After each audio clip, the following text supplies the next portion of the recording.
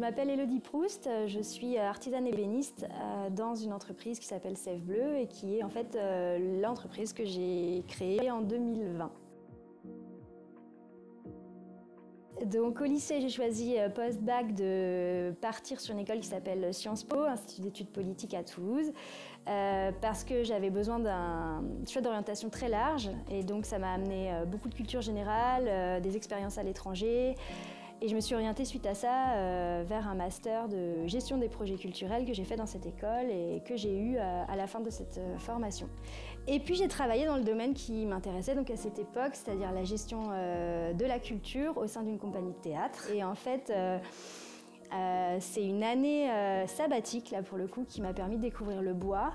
L'artisanat du bois à travers des associations et d'autres artisans. Et donc j'ai décidé de me former en passant en premier lieu un CAP menuisier. Et ensuite, parce que le meuble m'intéressait, j'ai passé un CAP d'ébéniste et un BTM d'ébéniste, toujours en alternance avec un CFA, donc à Parthenay et à Nantes. J'ai fait 3 entreprises en 5 ans.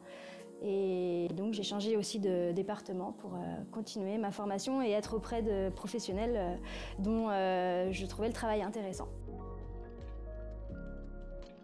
Je crois que ça faisait longtemps que ça germait. Je pense que tout ça, je l'ai fait quand même pour gagner en autonomie. Et donc, même au cours de ma formation en ébénisterie, ça me faisait vraiment envie d'avoir mon atelier, d'être autonome, de pouvoir créer aussi, d'y mettre une patte, enfin voilà.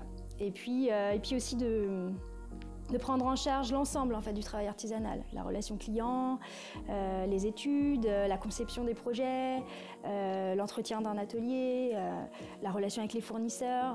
C'est vraiment ce tout-là que je trouvais attirant et qui permet de dire je suis indépendante.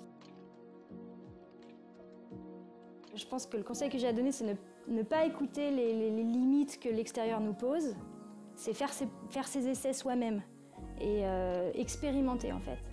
Ça demande un peu de persévérance, ouais.